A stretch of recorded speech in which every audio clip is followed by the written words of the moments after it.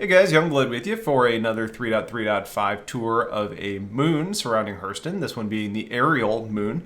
And if you're thinking to yourself, wow, Arial reminds me of the Little Mermaid, so this is probably underwater and kind of peaceful and fun with singing animals and stuff like that, well, it is very much not the case. Arial was actually named after Arial Hurston, the third CEO of Hurston Dynamics, one that actually came up with a controversial kind of life labor type of contract agreement. So interesting that this person was actually chosen. This is probably the most foreign type of location that we actually have in the game right now. Now, when I say foreign, it's most foreign to what we live in today. I think the trees and the kind of forest biomes are probably more foreign to what we've seen in the game to this point, but from just what's the most alien, this is probably it. Don't let the harsh climate scare you off. You can come out here and run about.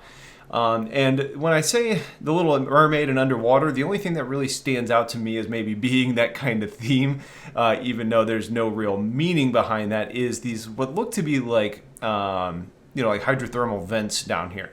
You can actually see water or acid coming out of some of them. You get steam coming out of others. You get like smoke coming out of other ones.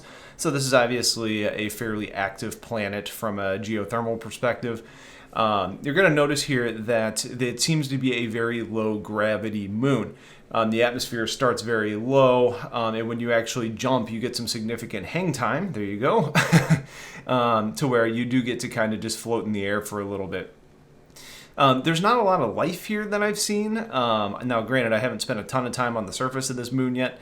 However, there are these kind of green puddles that are around. And, life finds a way to steal a line. And, you start talking about, there is life down in the bottom of the oceans that are hydrothermal vents. So it kind of makes sense that there's stuff on this moon. I'm going to kind of walk over. But the green stuff on the ground, it is kind of a slime of some sort. Now, I don't necessarily know what sort of, life or material it is. To me, it looks kind of like an algae or kind of a some sort of like bacteria or kind of a slime mold or something like that. But the textures on it are very interesting because when you get up close to it and you run around, you'll actually notice that you kind of leave some footprints behind. And you'll see that in the video in just a second. But it's pretty cool that you get that where it kind of almost takes some of the footprint technology from the surface and applies it in a different way to a different material. And there you go. There's a closer up look of it. It is very slimy and weird. But yeah. So as far as like what you can really do on this moon, it's a pretty cool place if you get a dragonfly down here and fly around. Although you do have a lot of spikes coming out of the ground, so you have to be a little bit careful about what you're running around with. And your speed. Sometimes you can avoid them on a dragonfly. The gray cats and the actual cyclones are a little bit harder to manage in an environment like this. So the hover bikes do a little bit better job in my mind.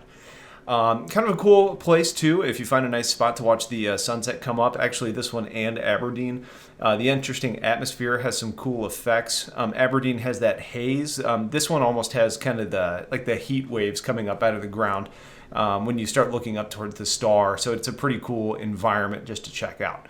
So that's Arial. I would highly suggest you coming out and checking it out because it is very different and very foreign and just kind of a cool place to see. So if you guys have questions, let me know. Otherwise, stay tuned for a lot more coming soon. And have yourselves a wonderful day. Take care.